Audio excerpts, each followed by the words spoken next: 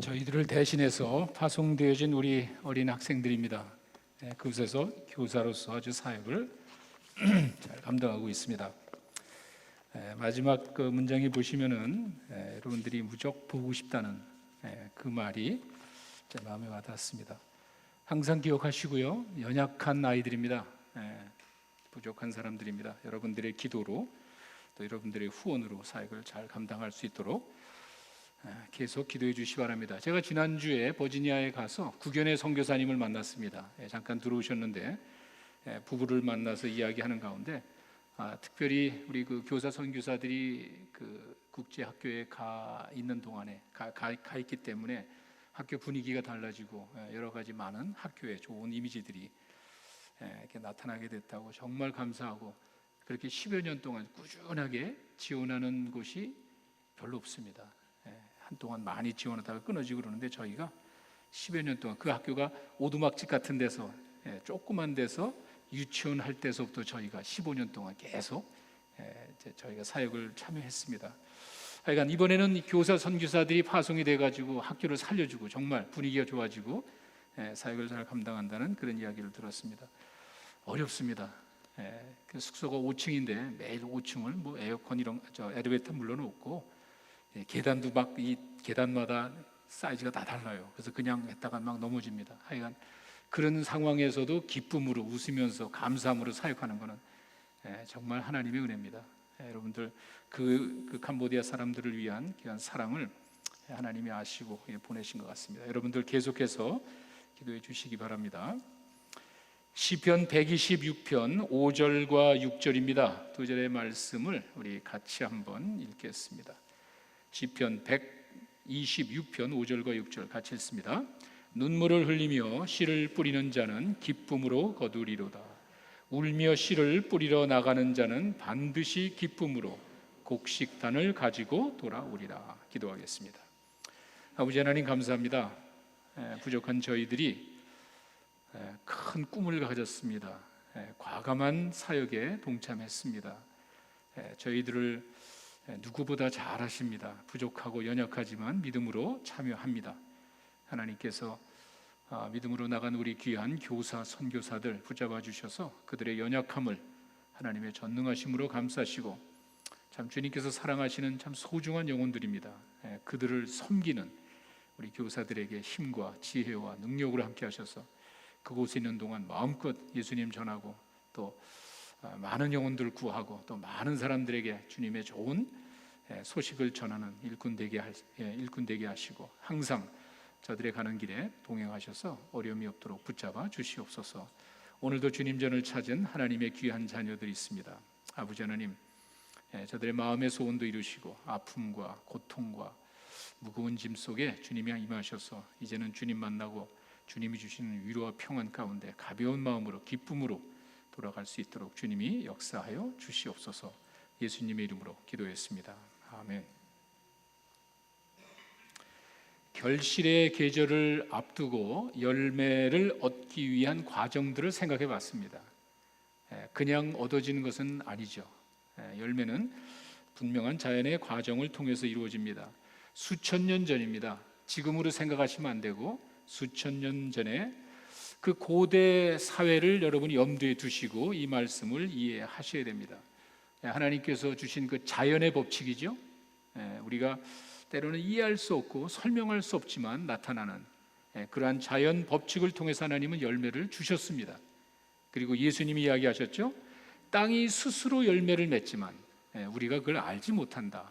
상당히 의미가 있는 말씀입니다.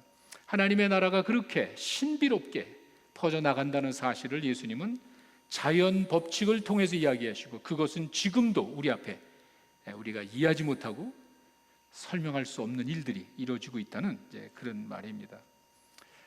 제가 제일 먼저 씨가 좋아야 된다 그랬죠. 콩을 심으면은 콩이 나옵니다. 여러분이 뭘 심었든지 그 열매를 얻게 되어 있습니다. 씨가 중요합니다. 또 씨를 뿌려야 됩니다. 땅은 거짓말하지 않는다는 그 믿음을 가지고 멀리 보고 뿌리는 거예요. 내가 지금 뭐 한다고 바로 열매가 얻어지는 건 아닙니다.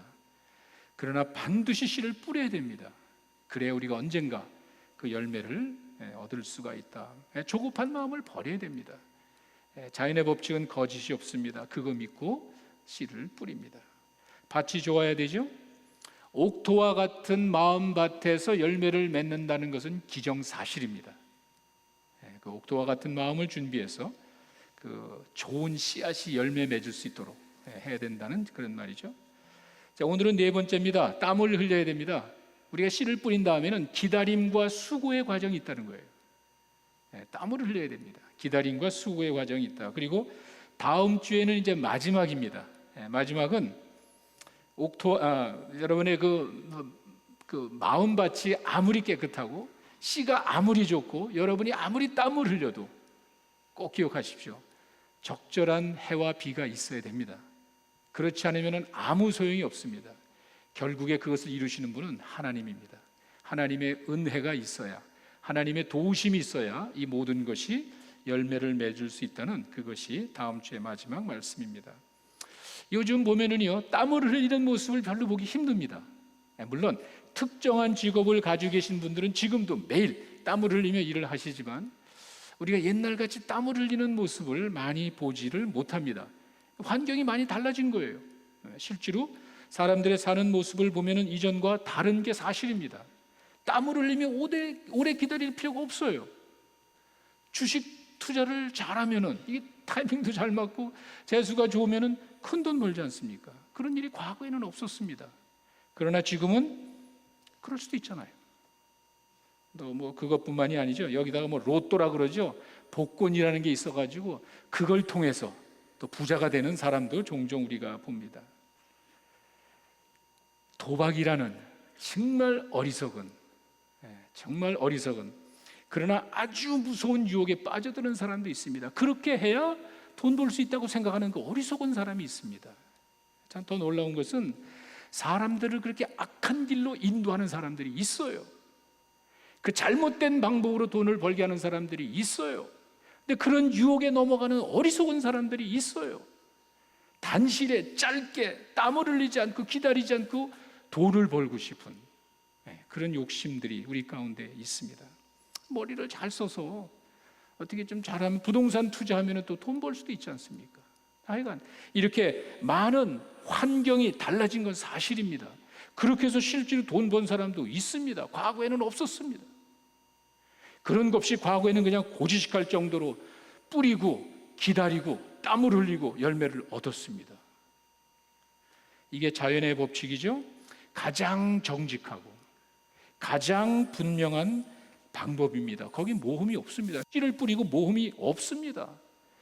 자, 이 땅은 거짓말하지 않기 때문에 씨를 뿌리면은 그 가운데서 땅이 스스로 열매를 맺는다는 그 자연 법칙에 의해서 뿌리고 인내를 가지고 기다리면은 열매가 맺어지는 것 저희가 잘 알고 있습니다.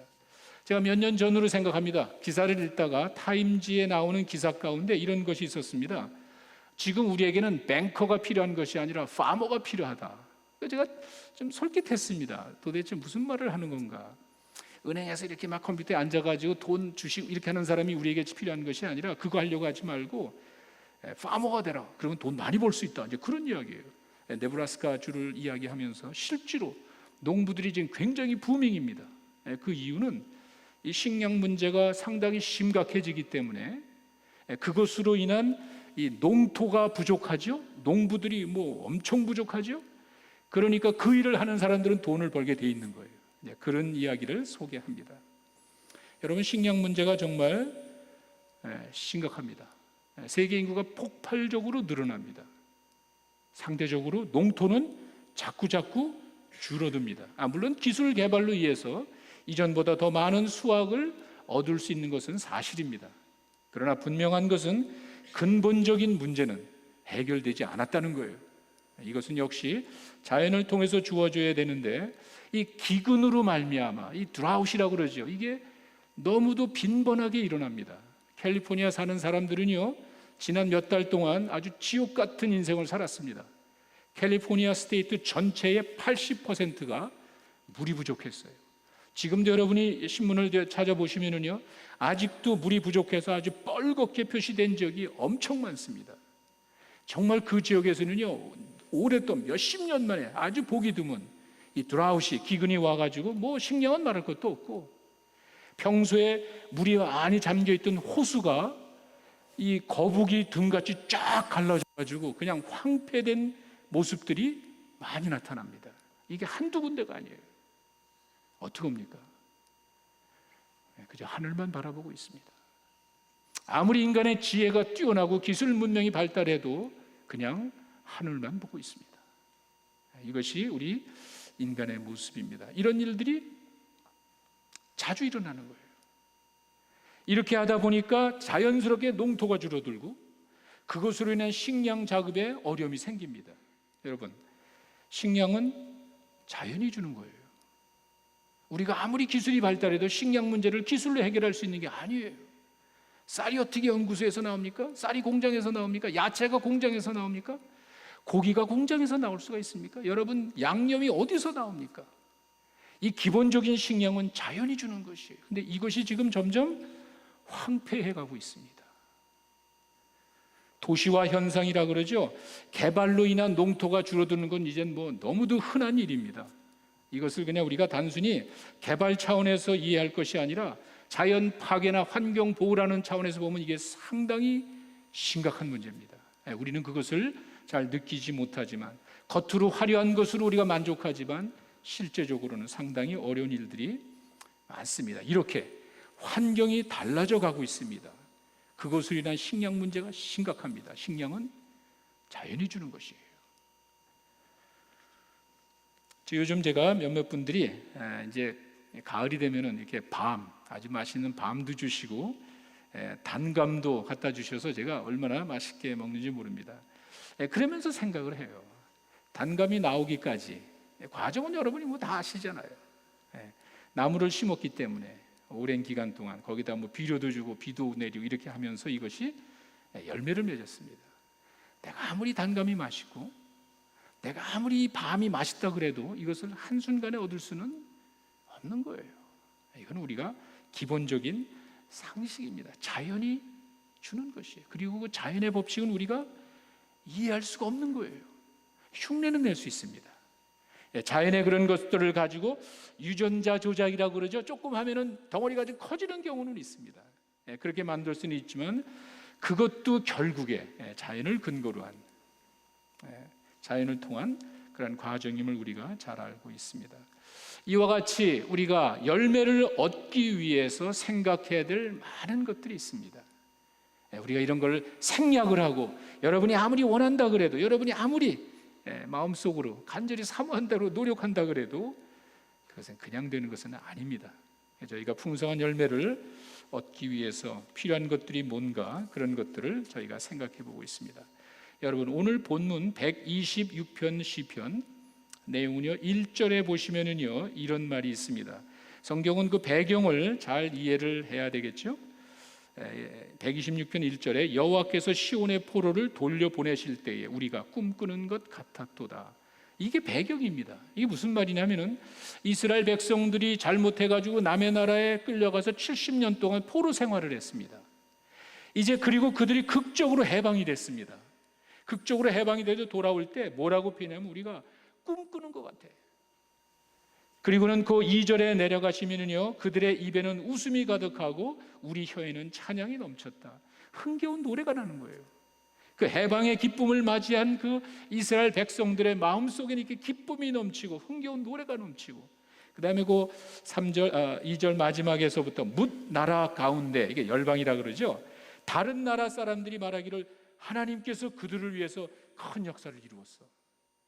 여러분, 무슨 말이죠? 이들이 해방되는데 이들이 그렇게 기뻐하는 이유는요, 자기들이 한 게 하나도 없습니다.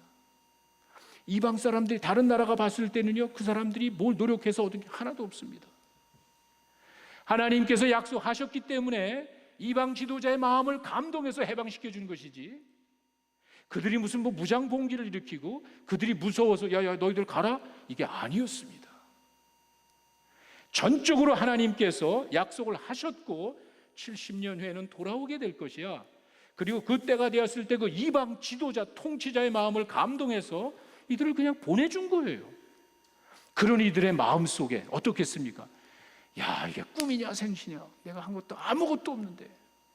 이스라엘 백성들이 그렇게 해방이 됐습니다. 다른 나라가 봤을 때도 야, 저건 어떤 신이, 그들이 믿는 그 신이 도와줘서 이렇게 한 거야, 남들이 보고 인정할 정도로 이러한 놀라운 역사를 체험하게 되었다는 그 말입니다. 그런데 그렇게 기쁨은 마음을 가지고 돌아왔는데 현실은 그렇게 좋은 게 아니었습니다. 오랫동안 비어돈 그 팔레스타인 유다 땅이 황폐해져 있습니다. 경작하지 않은 거칠은 돌짝밭에 뭘 뿌린들 무슨 열매가 없겠습니까? 이들이 기쁨으로 돌아왔지만 정작 그들의 눈앞에 나타난 현실은 굉장히 어려웠어요. 여러분, 포로 이후에 그 기사를 학계서 같은 데 보면은 도대체 거기서 무슨 열매를 얻냔 말이에요. 황폐한 땅입니다. 몇 년 동안 손대지 않은 그 황폐한 그 땅에 무슨 열매를 얻습니까? 그때 이야기하는 거예요. 그때. 오늘 본문의 말씀이 바로 그때의 선지자를 통해서 했던 이야기입니다. 눈물을 흘리며 씨를 뿌려라. 기쁨을 얻게 될 것이야. 그리고 5절에 가니까 눈물을 흘리며 씨를 뿌리는 자는 기쁨으로 얻는다는, 거기 하나가 딱 빠졌죠. 지난번 성경에는 정령이라고 되어 있고 지금은 반드시 열매를 얻을 것이다. 이걸 자꾸 강조. 왜? 지금 눈앞에 이들이 처한 환경은 굉장히 어렵습니다. 씨를 뿌릴 만한 밭이 아니에요. 근데 하나님께서는 그들에게 약속합니다. 내가 너희들에게 비를 줄 것이야. 내가 너희들에게 이 해를 주고 비를, 적절한 비를 줘서 열매를 맺게 할 것이라는 그 약속의 말씀에 근거해서 씨를 뿌려라. 그러면 너희들이 기쁨으로 얻게 될 것이야. 네, 그런 배경에서 이 본문을 이해를 하셔야 됩니다. 그래서 제가 오늘 네 번째 열매를 얻기 위한 비결은 땀을 흘리는 겁니다. 땀을 흘리는. 첫 번째 그 이유는요, 우리가 땀을 흘리면 수고의 열매가 있습니다. 그런데 제가 이 이야기를 하면은 많은 사람들이 이야기를 합니다. 일하는 것이 저주의 결과가 아닌가라고 생각하는 사람이 많습니다. 그러나 그건 착각입니다. 얕은 생각입니다. 무슨 말이냐면은 우리가 한 가지 주목할 것은요, 우리가 일을 한다는 것은요, 인간이 범죄해서 아담이 범죄하고 난 다음에 땅에 저주를 해서 그때서부터 일을 하게 된 게 아니라는 거예요. 일이 그런 게 아니에요. 노동의 축복이 그게 아니에요. 보세요. 창세기 2장 15절에 가시면은요, 이런 말씀이 있습니다. 창세기 2장 15절은요, 하나님께서 세상을 만드시고 인간을 축복하시고 막 거기다가 복을 주시는 그때 하는 이야기예요. 범죄하기 전입니다. 죄가 들어오고 아담이 범죄하기 전입니다. 그때 뭐라고 되어 있습니까? 여호와 하나님이 그 사람을 이끌어 에덴 동산에 두고 하는 말이 그 땅을 경작해라. 영어 성경에 어떻게 되는지 아세요? work라고 되어 있습니다. 일하라고 되어 있습니다. 아담이 에덴 동산에 있을 때 하나님께서 그를 데려가 가지고 그것을 땀을 흘리며 경작하라고 그렇게 이야기를 했어요. 네, 여러분 잘 아시다시피 그 이후에 인간이 범죄하고 난 다음에, 죄를 짓고 난 다음에 이 땅에 저주를 내리고 네가 땀을 흘려 먹게 될 것이다 라는 말하고 혼동하는 분이 있습니다. 그러면 도대체 목사님 그게 무슨 차이가 있습니까? 이렇게 궁금해 하시는 분이 있습니다. 맨 처음에 하나님이 인간이 범죄하기 전에 일을 하게 한 거는요, 그들에게 복을 주시기 위한 수단이었어요. 이거는 창조의 원리고 하나님께서 그렇게 복을 주는 그 수단 가운데 하나가 일하는 거였어요. 그런데 범죄하고 난 다음에, 아담과 이브가 범죄하고 난 다음에 저주를 받고 나서 일하는 거는 생계 수단이에요. 그렇게 안 하면 먹고 살 수가 없는 거예요. 그것은 그 이후고 그 이전에 하나님의 사람에게 준 거는 그게 아니에요. 축복이었어요. 또 질문할 겁니다. 목사님, 둘 다 일하는 건 똑같은데 뭐가 다릅니까? 다르죠. 제가 예를 하나 들겠습니다. 샬롯에 가시면은요, 빌리 그레함 그 라이브러리가 있습니다. 다녀오신 분들은 알 겁니다. 캐나다에 있던 빌리 그레함 복음 전도협회를 샬롯으로 옮겼죠. 빌리 그레함 목사님의 고향이 샬롯입니다. 그걸 옮기고 거기다가 개인 도서관을 만들어 놨는데 이 규모가 굉장합니다. 위튼에 있던 그 모든 자료들을 갖다가 빌리 그레함 목사님의 평생 사역을 한눈에 볼 수 있는 정말 멋진 그 도서관을 졌습니다. 지난번에 이동훈 목사님 오셨을 때 거기를 가고 싶다 그래서 제가 모시고 갔는데 그 짧은 그 기간 동안에 가장 인상 깊은 내용이 그 빌리 그레함 목사님 라이브러리라고 그래요. 근데 거기서 인상 깊은 게 몇 가지가 있었습니다. 이제 물론 자료가 굉장합니다. 거기 가면은 우리 74년도인가요? 그 엑스포 크루세이드 했을 때 100만 명의 사람이 있었다 그러죠. 100만 명의 그 사람들에게 말씀을 전할 때 빌리그람 목사님 설교하시고 김장한 목사님이 저같이 키가 작아서 이렇게 담 놓고 이렇게 설교하는 그 사진이 거기가 있고 그때 있었던 내용들이 아주 자세하게 나와 있습니다. 지금도 많은 이제 전도 집회가 열리지만 뭐 아프리카에서 굉장히 부흥이 일어난다 그러죠. 그래도 아마 공식적으로 100만 명의 그 사람들이 모인 거 아마 그때가 처음일 겁니다. 그 당시 그 모임을 참여했던 그 김중곤 목사님, CCC 대표하신 그 목사님의 글을 보면은요, 그 자원봉사자들도 참석한 사람들의 밥을 먹여야 되는데 100만 명 이게 뭐 보통이 아니잖아요. 근데 이렇게 큰 체육관만한 큰 그렇게 국솥을 만들어 가지고 거기다 보트를 타듯이 들어가 가지고 국을 지었다는 그러한 일화가 있습니다. 아무리 장로님 아마 기억나실 거예요. 그런 어마어마한 사건들 전도되어 있는 기록들이 거기 다 있습니다. 이게 하나가 인상적이었고요. 두 번째 인상적인 게 뭐냐면 거기서 일하는 사람들이에요. 가시면은요 정말 주차장에서부터 그 안에 딱 들어갈 때부터 사람들이 유니폼을 입고 몇 사람이 딱 나와 있는데 그분들이 안내해 주는 게 너무 친절해요. 너무 능숙해요. 야, 정말 저 사람들이 보통이 아니다라고 이렇게 느껴지는데 나중에 제가 알게 됐습니다. 그분들이 다 자원봉사자들이에요. 30년, 40년 목회하시던 목사님들이에요. 40년, 50년, 60년 교회에서 일하시던 집사님들이에요. 이분들이 은퇴하고 난 다음에 어디서 일할까 하다가 빌리그람 센터에 사람이 필요하니까 내가 갈 거야. 그리고 30년, 50년 일했던 그분들의 평생 남을 섬기며 살았던 목사님들, 그 집사님들이 안내를 하는 거예요. 자원봉사하는 거예요. 그러니 뭐 그 얼마나 그게 완벽한 서비스입니다. 아주 친절하게 잘 봉사를 해줘요. 저도 제가 우리 그 이제 생명의 삶 소그룹에서 가끔 이야기를 합니다. 제가 은퇴를 하면은 리타이어하면은 뭘 할 것 같습니까? 물어보면 몇몇 분이 목사님 썬데이스쿨에서 가르칠 것 같아. 저는 절대로 리타이어하면 썬데이스쿨에서 안 합니다. 평생 했던 걸 뭘 또 하냐 말이에요. 그건 그 하고 그러니까 밖에서 하던 거 여기서 하면 안 되는 거예요. 좀 새로운 거 해주는 거예요. 그러니까 저는 그건 아니고 제가 하고 싶으면은요 안내를 하고 싶어요. 주차 안내 여기 저 들어올 때 안내하는. 저는 이렇게 사람들을 막 접하는 이런 게 전 참 좋습니다. 그러니까 저도 은퇴하면은요 샬롯에 어플라이를 할 거야. 가가지고 자원봉사하고 싶어요. 사람들 돕는 거. 근데요 거기는 그 사람들만 있는 게 아니에요. 그렇게 이 사람들의 안내를 받고 들어가면은요 거기 식당이 있고요 그 앞에 기프트샵이 있습니다. 거기서 일하는 사람들은 돈을 받고 일하는 사람들이에요. 그들은 먹고 살기 위해서 일하는 거예요. 그리고 지금 이 앞에서 안내해 주시는 분들이 내가 좋아서 하는 거예요. 기뻐서 하는 거예요. 한쪽에는요 어쩔 수 없이 하는 거예요. 먹고 살기 위해서 하는 거예요. 일이 같습니까? 천지 차이예요. 내가 그런 거에 전혀 부담이 없이 안 해도 돼요. 누가 나한테 하라는 사람 아무도 없습니다. 근데 내가 좋아서 하는 거예요. 축복이에요. 내가 하고 싶은 것을 하는 것만큼 축복이 어디 있습니까? 그리고는 얼마나 많은 보람을 느끼냔 말이에요. 축복이에요. 하나님께서 최초의 인간을 그렇게 하셨어요. 이 창조물을 다 만드시고 난 다음에 일을 하게 하신 거예요. 노동이 아니에요. 우리가 생각하는 생계를 유지하기 위한 수단으로 하는 게 아니에요. 그건 나중이에요. 제가 여러분들에게 말씀드리는 것은 수고의 열매라는 거는요 생계를 위한 먹고 저주받은 인간이 해야 되는 그런 것을 이야기하는 게 아니에요. 구원받은 사람들이 하나님의 은혜와 사랑에 감사해 사는 거예요.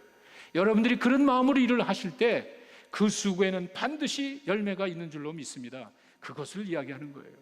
그렇게 살고 싶어요. 얽매이지 않고 생계수단이 아니고 내가 그거 안 하면 내 가정이 그게 아니고 하나님이 주신 건강과 내 재능과 이 많은 것들을 그냥 마음껏 쓰고 싶어요. 내가 하고 싶어요. 축복이에요. 우리가 땀을 흘리는 거는요 이와 같이 우리들의 수고의 열매가 있기 때문에 그렇습니다. 여러분들의 믿음의 수고는 반드시 하나님이 주시는 귀한 열매가 있는 줄로 믿습니다. 우리가 하는 그 노동은 먹고 살기 위한 게 아닙니다. 하나님을 사랑하는 마음에 하나님의 은혜에 감사하는 마음에 여러분들의 그 수고가 귀한 열매가 있는 줄로 믿습니다. 또 한 가지는 기다림의 열매도 있습니다. 우리가 땀을 흘리는 이유는 기다림에 대한 보상이 반드시 있습니다. 왜냐하면 믿음의 대상 때문에 그렇습니다. 이걸 좀 더 구체적으로 여러분들에게 말씀드리면요, 오늘 본문에 반드시, 정령 이런 단어가 있잖아요. 너희들이 씨를 뿌리면은 반드시 정령 거두리라는 것은 기다림의 과정을 이야기하는 겁니다. 근데 이것을 제가 설명하기 위해서 신약 성경에 야고보서 5장 7절과 8절에 가시면은요, 우리 믿는 사람들에게 권면하는 내용이 나옵니다. 근데 거기에 예를 든 내용을 보세요. 형제들아, 주께서 강림하시기까지 길이 참아라. 이게 무슨 말이냐면은, 초대교회는요, 예수님이 승천하실 때 금방 오실 줄 알았어요. 정말 이 사람들이 기도하고 막 그랬을 때는요, 정말 성령 받는 것뿐만이 아니라 예수님이 피지컬리 정말 강림하실 줄 알았던 거예요. 그런데 예수님이 안 오시는 거야. 그러다 보니까 이런저런 소리가 많이 나고, 흩어지는 사람이 있고, 유대교로 가는 사람이 있고, 이방 종교로, 이게 막 흔들리기 시작하는 거예요. 그때 이야기하는 거예요. 주의 강림하시기까지 참아라, 기다리란 말이야. 그리고를 예를 든 게 바로 농부예요. 우리가 신앙으로 예수님 다시 오실 때를 기다리는 그 마음이 농부의 마음과 똑같다는 거예요. 여러분 잘 기억하세요. 농부가 땅에서 나는 귀한 열매를 바라고 길이 참아 이른 비와 늦은 비를 기다리지 않느냐? 이 무슨 말입니까? 농부가 씨를 뿌리면은요, 그리고 기다리고 나면은 반드시 열매 얻는다는 확신을 갖고 있잖아요. 그렇게 얘기하는 거예요. 예수님 다시 오시는 거 의심하지 마라. 괜찮아. 반드시 오실 것이야. 농부는요, 뿌려놓고 이게 씨앗이 나올래나 말래나 이렇게, 그런 농부가 없죠. 자연 법칙은 땅은 거짓말하지 않는다고 그러지 않습니까?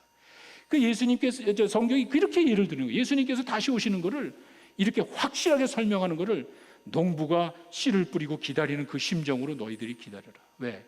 기다림에 열매가 있는 거예요. 성경은 이와 같이 마지막 때 예수님이 다시 오시는 것을 이런 식으로 이야기를 합니다. 이 기다림이라는 거는요, 기다림의 대상, 다른 말로 하면 믿음의 대상에 따라서 다릅니다. 여러분의 믿음의 대상이 불분명하면요, 사람들은 기다리지 못합니다. 그러나 내 믿음의 대상이 분명하면요, 기다림은 아무 문제가 없습니다. 왜? 거짓말하지 않으니까. 결국에 우리 기다림이라는 거는요, 우리의 믿음의 대상을 두고 하는 말이에요. 여러분들의 기다림의 대상인 주님이 약속하신 것은 반드시 이루어진다는 사실을 여러분 믿으시기 바랍니다. 갈라디아서 6장 9절에 나오죠. 이렇게 되어 있습니다. 우리가 선을 행하되 낙심하지 말지니. 얼마나 많은 사람들이 낙심합니까?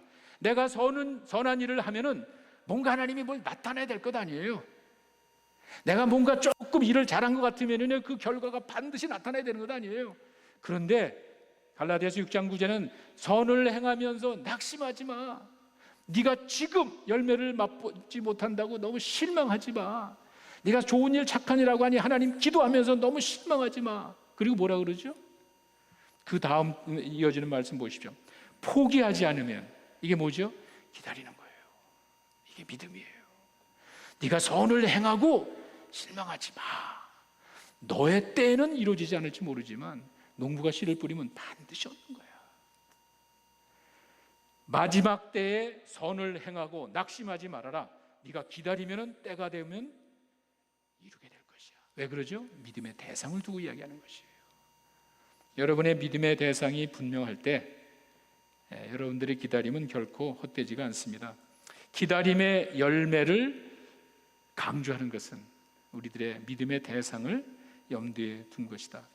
우리의 믿는 믿음의 대상이 분명할 때 여러분들의 그 기다림은 결코 헛되지 않습니다. 농부가 씨를 뿌리고 반드시 열매를 얻듯이 여러분들의 믿음의 씨앗이 언젠간 반드시 열매를 얻게 될 줄로 믿습니다. 마지막으로는요, 기쁨의 열매가 있습니다. 기쁨의 열매 때문에, 거기 본문에 나오죠. 눈물을 흘리며 씨를 뿌리는 자는 기쁨으로 거두리라. 이렇게 기쁨을 강조합니다. 이걸 제가 가만히 생각하면서 이게 왜 이렇게 기쁨으로 얻는다는 게 뭐 이렇게 중요할까? 세상 법칙은 그렇지 않습니다. 반대예요. 내가 지금 눈물을 뿌리며 씨를 뿌린다는 거는요, 어떻게 보면 uncertain, 확실하지도 않은 거. 야, 이게 고민하면서 내가 눈에 보이지도 않고 그러나 믿음을 뿌리는 게 사실 쉽지는 않은 일이에요. 그걸 눈물로 표현을 했습니다. 그러나 믿음으로 뿌리는 그 눈물의 씨가 기쁨으로 걷는다고 이야기를 하는데, 사실 이 배경을 보면은요, 아까 제가 말씀드렸죠? 이들이 가지고 있는 곡식이 있었습니다. 이 곡식을 가지고 땅을 바라봤을 때, 야, 이게 진짜 무슨 열매를 맺을래나? 눈에 보이는 땅의 조건은요, 황폐되어 있기 때문에 씨를 뿌려서 이게 뿌리 내리고 열매 얻을 확률이 없는 거예요. 그때 이들이 생각하는 게 뭐죠? 가만히 있어봐, 이걸 가지고 우리 아이들을 먹여야 되지 않을까? 내가 가지고 있는 얼마 되지 않은 이 양식, 곡식을 뿌려야 되나? 아니, 우리 애들을 먹여야 되나? 이 고민하는 거예요. 이 눈물이에요. 이 고뇌의 과정이 있었다는 거예요. 여러분, 신앙생활하는 것이 그렇지 않아요? 항상 기쁘고 감사합니까? 이 세상이 그렇게 호락호락한 게 아니잖아요. 마음 아프고 힘든 일이 얼마나 많냔 말이에요. 믿음이 깊고 신앙이 오래돼가지고 잘 이겨나가는 사람이야 괜찮지 모르지만, 대다수 많은 사람은 그 아픔을 이겨나가기 힘든 거예요. 걱정하지 마세요. 여러분이 눈물의 씨를 뿌리면은 기쁨으로 거둔다는 주님의 말씀을 여러분 믿으시기 바랍니다. 세상은 반대예요. 기쁨으로 뿌려요. 기쁨으로 지금 당장 뿌리면 뭔가 얻을 것 같지만 마지막은 눈물이에요. 여러분 잘 알잖아요. 사탄의 전략입니다. 지금 현재 만족하면서 인조해하면서 살라는 거예요. 너 가지고 있는 거 그냥 인조해. 기쁨으로 지금 사는 거예요. 내가 이 세상 끝이 어디 있어? 내가 알지도 못하는데 확실하는 건 뭘 믿고 살아? 지금 현재 만족하며 기쁨으로 뿌려. 어떻게 되죠? 눈물로 이를 가는 거예요. 왜? 헛된 걸 뿌리니까. 세상적인 걸 뿌리니까. 당연히 걷는 거는 눈물을 흘리면서 이를 가는 거예요. 제 이야기가 아닙니다. 마태복음 13장 49절과 50절에 가시면은요, 그런 말이 있습니다. 이제 그 앞뒤 씨 뿌리는 자의 비유를 설명하시면서 사탄이 그렇게 씨를 뿌리고 가는 거예요. 잡초를 뿌리고 가는 거예요. 겉에 보냐면 화려한 것 같지만 이게 마지막 때는 다 걷어서 잡초는 불에 태워버리잖아요. 그 이야기를 하면서 보세요. 세상 끝에도 이러하리라. 여러분, 세상 끝이 있어요. 내가 실감을 하지 못하고 내가 알지 못하고 체험해보지 못했지만 세상 끝은 있는 거예요. 그리고 끝이 이렇게 된다고 이야기를 합니다. 내가 이 땅에서 마냥 살 것 같지만 그렇지 않다는 거 우리가 눈으로 보고 있지만 사람들은 의식을 못하는 것 같아요. 사는 모습을 보면 왜? 사탄이 그렇게 이끄는 거예요. 유혹하는 거예요. 지금이 최고야. 지금 기쁨으로 만족하며 사는 것이 최선의 미덕으로 하는 사회이기 때문에 그렇게 될 수밖에 없는 거예요. 보세요. 세상 끝이 있어. 근데 끝이 어떻게 되냐면은 천사들이 와서 의인 중에 악인을 갈라내는 거예요. 이 땅에 살면서 모르잖아요. 도대체 어떤 놈이 잘, 어떤 이게 누가 악인이 형통하고 의인이 고통당하고 이거 도대체 우리가 눈앞에 보이는 현실은 혼란스럽잖아요. 믿음이 없이 바라보는 이 사회는 어떻게 보면 참 불안하기도 하잖아요. 마지막 때 걸러내요. 걱정하지 마세요. 우리 주변에 있는 그 더러운 못된 것들 걸러내게 돼 있어요. 다 걸러내가지고 풀무불에 던져 넣으리니 거기서 울며 이를 갈리라. 기쁨으로 심었던 것들이 마지막에 되니까 울며 이를 가는 거예요. 어쩔 수 없는 것 아니에요. 왜? 심은 대로 거두니까. 내가 세상적인 욕심으로 심었으니까 거둘 게 없지요. 헛된 것을 심었으니까 남는 게 없지요. 그 말을 하는 것이에요. 세상에 끝날이 있다는 사실을 우리가 염두에 둬야 됩니다. 제가 처음부터 여러분들에게 열매를 두고 이야기를 했잖아요. 씨를 뿌리면은요, 언젠가 거기에 따르는 열매가 있습니다. 반대로 여러분이 뿌린 게 없으면은요, 얻을 게 없습니다. 이게 자연 법칙 아니에요? 우리가 그래서 이 땅에 살면서 눈물을 흘리며 어떻게 보면 우리 그리스도들이 말 이상을 되게 좀 핍박을 많이 받는 것 같아요. 우리 아이들이 너무 불쌍해요. 이 아이들이 교회에서 그렇게 신앙생활 잘하고 이렇게 하지만 학교 가서는 찍소리 못하는 게 우리 현실 아니에요. 파브릭 스쿨 크리스찬 스쿨 다니는 아이들이야 괜찮겠지만 파브릭 스쿨을 가는 아이들이 여러분 성경책 가지고 가가지고 옆에 아이들이랑 어제 우리 목사님 이야기했어 그랬다간 그냥 잘리잖아요. 이 현실은 우리가 딴 데 가서 러시아에 가서도 복음 전하고 말씀 전하고 하지만 잡혀가는 거 없죠. 내가 그 법칙에서 그냥 길게 하면 그냥 다 되는 거죠. 그래서 미국 땅에는 그게 아니에요. 그리스도인이 무지하게 핍박을 받는 것 같아요. 울면서 신앙생활하는 경우가 너무도 많은 것 같아요. 의를 위한 고통이 얼마나 많은지 모르겠어요. 내가 잘못한 것도 없잖아요. 내가 뭐 도덕자가 지금 실수해서 그런 게 아니잖아요. 내가 지금 고통당하는 게 무슨 죄를 져서 그런 게 아니잖아요. 그런데도 우리가 울며 씨를 뿌리는 때가 있다는 거예요. 그래, 걱정하지 마세요. 자연 법칙에 의해서 여러분들이 울며 하나님을 향한 믿음의 씨앗을 뿌렸을 때 하나님께서는 반드시 기쁨으로 거두게 해주실 줄로 믿습니다.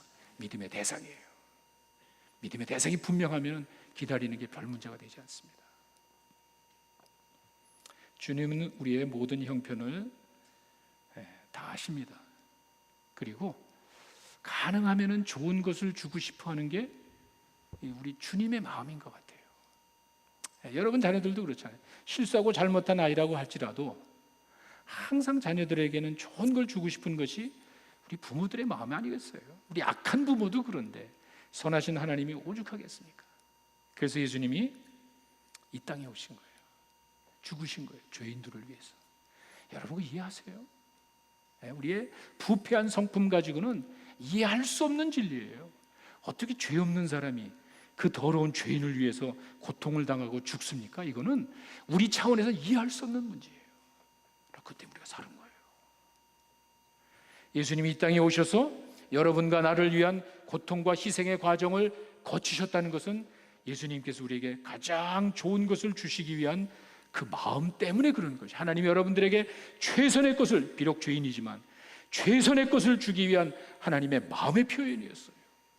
그렇기 때문에 우리에게 이런 소중한 하나님의 은혜를 허락해 주셨습니다. 때로는 우리가 이 땅에 살면서 아픔이 있습니다. 눈물로 뿌려야 되는 때가 있습니다. 그리고 기다리는 거예요. 너무 힘들어요. 여러분, 농부의 그 기다림의 과정, 이게 책을 보면은요, 참 재미가 없어. 농부가 하는 일이 재미가 없어요. 여러분, 과거에 농사 지셨던 분은 똑같은 단조로운 일을 그냥 계속하는 거예요. 새로운 게 없어요. 맨날 가서 잡초 뽑고, 그 다음날 가서 또 잡초가 나오면 또 똑같은 반복스러운 단조로운 일을 계속하는 거예요. 농부의 마음은 있다고. 내가 비록 의미 없는, 보잘것없는, 아무것도 아닌 것 같은 그냥 단조로운 일을 반복적으로 하고 있지만 농부는 알고 있다고. 그게 헛되지 않은 거를. 여러분 이 땅에 살면서 눈물로 씨를 뿌리고 가슴 아프고 힘들면서 단조로운, 내가 원하는 그런 것도 이루어지지 아니하고 지금 한순간에 나타나지 않아요. 어떻게 보면 무의미한 것 같은 인생을 사는 것 같지만 농부는 알잖아요. 이 과정이 열매라는 과정이야. 여러분의 그런 이해할 수 없고 알 수 없는 그 아픔과 고통 가운데 믿음으로 여러분이 나가시면 그 열매는 반드시 여러분들에게 기쁨으로 돌아올 줄로 믿습니다. 그 얘기를 하고 있는 거예요. 땀을 흘리는 거는요, 수고의 열매가 있기 때문에 그렇습니다. 생계수단이 아니에요. 먹고 살기 위해서 하는 게 아니에요. 여러분들이 주님의 은혜, 사랑에 감사해서 행하는 그 많은 수고가 하나님의 축복의 근원이 될 줄로 믿습니다. 우리가 땀을 흘리는 것은 기다림의 열매가 있기 때문에 그렇습니다. 이건 우리 믿음의 대상 때문에 그런 것이에요. 주님이 약속하셨어요. 그분은 말씀대로 행하시는 분이에요.